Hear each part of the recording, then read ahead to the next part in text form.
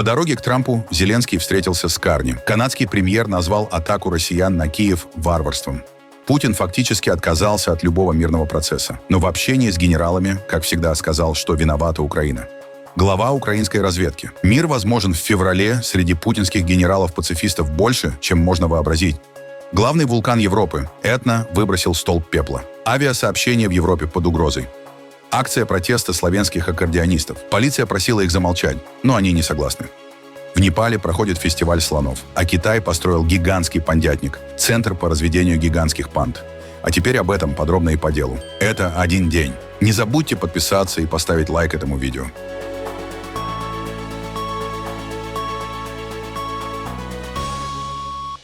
Премьер-министр Канады Марк Карни объявил о дополнительной экономической помощи Украине в размере $2,5 миллиардов. По его словам, эти средства помогут Киеву разблокировать дальнейшее финансирование Международного валютного фонда. Заявление прозвучало в канадском Галифаксе на встрече с президентом Украины Владимиром Зеленским, который направляется в США на переговоры с Дональдом Трампом. Добро пожаловать. Спасибо, что нашли время в этот критически важный момент этого процесса.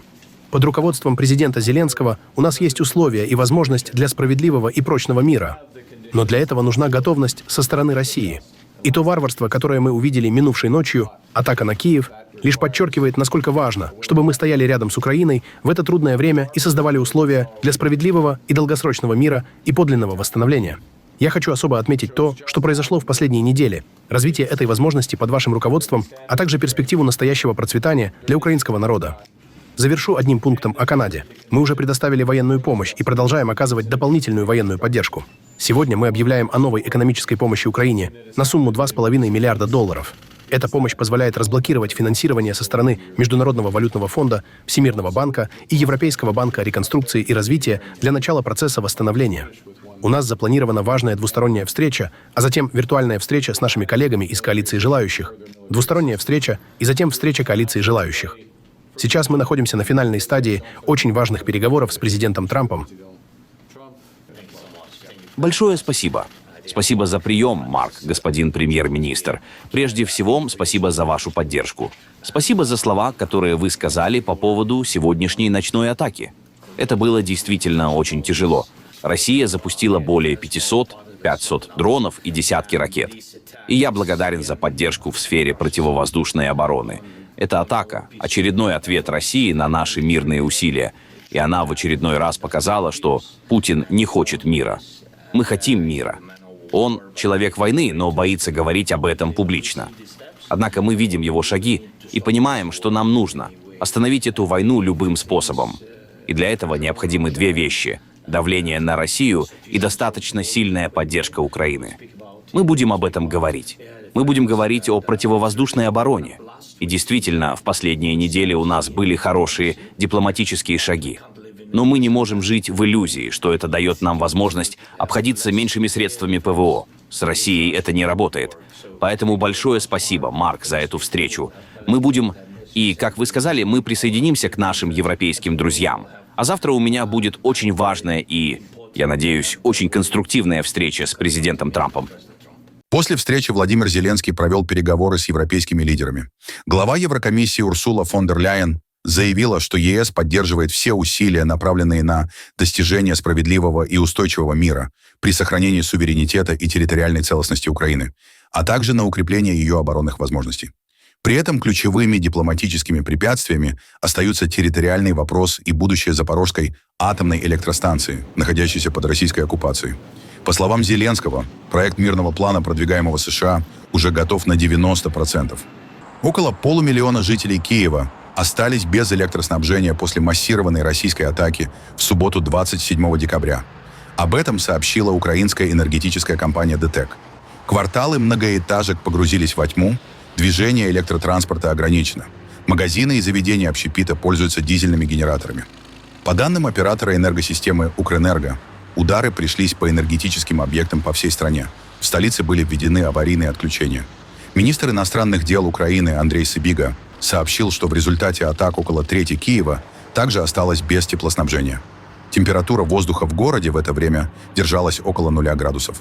Владимир Путин на встрече с начальником Генштаба Валерием Герасимовым и несколькими генералами в день широкомасштабной российской атаки на Киев ракетами и беспилотниками заявил, что Украина якобы не спешит решать вопрос мирными средствами, а значит, Россия будет продолжать войну. Мы видим, на Западе тоже появились умные люди, которые рекомендуют киевским властям принять достойные условия завершения конфликта и предоставляют хорошие базовые условия для обеспечения безопасности Украины на длительную историческую перспективу. Условия восстановления отношений с Российской Федерацией и восстановления экономики Украины. Специальной военной операции, утвержденным и разработанным Генеральным штабом, мы видим, что и сегодня, к сожалению, главари киевского режима не спешат решать этот конфликт мирными средствами. И если киевские власти не желают закончить дело миром, мы решим все стоящие перед нами задачи в ходе специальной военной операции вооруженным путем. В ходе совещания в неустановленном месте в помещении с картами и баннером Министерства обороны России Путину доложили о якобы захвате Гуляйполя в Запорожской области и Мирнограда в Донецкой области. Украинский Генштаб опроверг эти утверждения. Сообщения из Кремля о захвате городов Гуляйполя и Мирноград не подтверждаются фактами, заявили в Генштабе. И добавили, что ситуация в Гуляйполе Запорожской области сложная, но оборонительная операция в населенном пункте продолжается. Украинские воины продолжают активные действия по уничтожению пехотных групп российских захватчиков в городе. Оперативная обстановка в Мирнограде также остается тяжелой, однако российским оккупационным войскам по-прежнему не удается реализовать свои планы по захвату Покровско-Мирноградской агломерации. Февраль 2026 года может стать наиболее благоприятным периодом для достижения мира, заявил глава Главного управления разведки Минобороны Украины Кирилл Буданов в интервью украинскому общественному телеканалу «Суспільне». Как бы вы описали, что сейчас является основным камнем преткновения? Территориальный вопрос. Территориальный вопрос, основной, по которому мы на данном этапе не сходимся. Вернусь к вашему заявлению из одного из недавних интервью. Вы сказали, что в феврале будет окно для достижения мирного соглашения. Почему именно в феврале? Потому что с точки зрения расчетов, это наиболее благоприятный период как для России, так и для Украины, чтобы чего-то добиться. Это связано и с военной активностью, и с отопительным сезоном, и так далее. Очень много факторов. Я вам сейчас просто уже даю вывод. Вы можете рассказать, кто еще в окружении Путина был против полномасштабного вторжения? Мы когда-то, как организация, много об этом говорили. Там даже среди военного руководства было не так мало людей, которые еще в 2021 году высказывали сомнения, что это нужно делать, и так далее. Фамилии? Отдельные ключевые элементы Генштаба. Здесь нужно быть очень осторожными, потому что, назвав сейчас конкретные фамилии, мы можем немного зайти не туда, и это тоже повлияет на текущие переговоры. Многие из этих людей все еще занимают свои должности. Даже среди чисто военных далеко не все выступали за начало открытого вторжения. А сейчас в окружении Путина есть голоса, которые говорят, что это нужно заканчивать. Очень много. И их стало больше, чем раньше. Серьезно? Несмотря даже на продвижение на фронте? Да. Вы вообще представляете себе, сколько примерно стоит один день войны? Это дорого даже по меркам России, которая на войну ничего не жалеет. Одним из ключевых вопросов на переговорах Зеленского и Трампа, как ожидается, будет вопрос будущего Запорожской АЭС. Напомним, на этой неделе Владимир Путин заявил, что ЗАЭС якобы останется под контролем России. Планируется запустить первый энергоблок и организовать на нем майнинг криптовалют. Министерство энергетики Украины выпустило заявление, в котором говорится, что любые попытки России возобновить эксплуатацию реакторов Запорожской атомной электростанции создают реальную угрозу ядерной аварии. Заявления российской стороны о якобы технической готовности энергоблока к работе вызывают беспокойство. Решение, объявленное российским органом Ростехнадзор в декабре 2025 года является юридически ничтожным и не создает никаких правовых последствий, заявляет украинское министерство. А эксперты подчеркивают, запустить в эксплуатацию существенно модернизированную за годы независимости Украины Запорожскую АЭС россиянам будет сложно. Запорожская атомная электростанция — это атомная электростанция мощностью 6 гигаватт. Она вторая в Европе и третья или четвертая в мире, зависит от методики подсчета. Это одна из крупнейших атомных станций в мире. В период независимости Запорожская АЭС была радикально модернизирована. Это уже совсем не та станция, которая строилась в советское время. Если у Украины не будет возможности физически противодействовать, российская сторона может это сделать, подключить станцию к своей энергосистеме. Это займет время, много времени, но они могут это сделать. Проблема в том, что это очень опасно, потому что у них до сих пор недостаточно знаний для эксплуатации модернизированной станции. Прежде всего, они до сих пор не могут физически подключить станцию к своей системе. Им нужно построить высоковольтную линию, чтобы связать энергоблоки с их энергосистемой. Это первый шаг.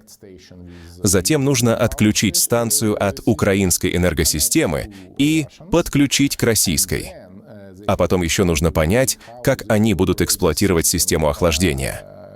Для них Запорожская АЭС — это потенциально огромный источник электроэнергии, который может закрыть множество проблем для московского режима в европейской части страны. 84. Именно поэтому они так ожесточенно борются за эту станцию. Это даже не военная цель. Они действительно хотят включить ее в свою энергосистему. Последние 4 года мы не можем получить реальную информацию о том, насколько глубокой стала деградация оборудования на Запорожской АЭС.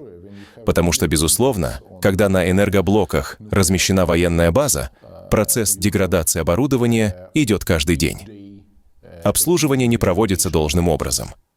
Уже 4 года нет нормального технического сервиса, необходимого для повседневной работы. И станция находится в холодном режиме. Такого не было в истории мировой ядерной энергетики вообще. Понадобится очень много времени. Прежде всего, чтобы просто исследовать ситуацию и понять, что вообще возможно, а что невозможно, и как, в принципе, запускать станцию в будущем. Вторая часть тоже очень длительная. Система охлаждения Запорожской АЭС была завязана на Каховское искусственное водохранилище, которое Россия уничтожила. Это означает, что прежде чем станция сможет полноценно работать, необходимо тем или иным способом, хотя бы частично, восстановить это водохранилище. Это займет годы, безусловно. Когда дипломаты говорят с дипломатами или бизнесмены с бизнесменами, без инженеров, специалистов по безопасности, ядерной безопасности, без людей, которые реально отвечают за эксплуатацию ядерного объекта и понимают, как он работает, тогда рождаются очень странные идеи, которые крайне сложно реализовать на практике. Я вообще не представляю, как это может быть технически реализовано в формате совместной эксплуатации. Простой пример. Нет искусственного водохранилища. Кто и что будет делать? Кто восстановит систему охлаждения? Кто будет запускать первый реактор, который теоретически можно вернуть к работе? Это бесконечная цепочка вопросов. Поэтому я вообще не верю в этот сценарий. В таком случае Запорожская АЭС станет, скажем так, самым дорогим памятником ядерной энергетики в истории человечества. Над вулканом Этна на востоке Сицилии в субботу поднялся плотный столб вулканического пепла. Самый активный вулкан Европы изменил характер извержения, что привело к объявлению максимального уровня авиационной опасности. Итальянский институт геофизики и вулканологии сообщил об усилении взрывной активности в кратерах на вершине Этны. Извержение сопровождалось непрерывными выбросами пепла, которые были хорошо видны на десятки километров. В связи с изменением активности ученые объявили красный уровень предупреждения для авиации. Сигнал о потенциальной угрозе для воздушного движения. Несмотря на предупреждение, аэропорт Катании продолжил пока работу в штатном режиме. Власти сообщили сообщили, что рейсы выполняются по расписанию, а ограничения возможны только в случае усиления пеплопада. Этна возвышается более чем на 3300 метров над уровнем моря и находится под круглосуточным наблюдением специалистов. В центре столицы Словении звучит аккордеонная музыка. На главной площади Любляны музыканты и их слушатели и сторонники собрались на акцию против временного запрета на уличные выступления без регистрации, введенного городскими властями. Акцию возглавил аккордеонист Сильва Мисоедец. В ней приняли участие десятки музыкантов из разных регионов страны. Более часа они исполняли славянские народные мелодии и популярные композиции для сотен прохожих. Посмотрите, я рад видеть, как сильно вы соскучились по славянской музыке в Люблине. Здесь люди ополчились против аккордеонов. Спасибо всем, кто принял участие в этом протесте. И, конечно, отдельное спасибо аккордеонистам. Временный запрет действует до конца декабря. Городской совет объясняет его жалобами жителей и туристов на шум в праздничный период. При этом акция аккордеонистов была заранее согласована и одобрена полицией. В Непале в районе национального парка Читван прошел ежегодный фестиваль слонов, который традиционно собирает туристов со всего мира. Раскрашенные яркими узорами слоны мерились силами в необычных состязаниях, играли в футбол, участвовали в гонках и даже выходили на конкурс красоты. Одним из самых зрелищных событий стала гонка на 300 метров, где животных сверху направляли опытные погонщики – махауты.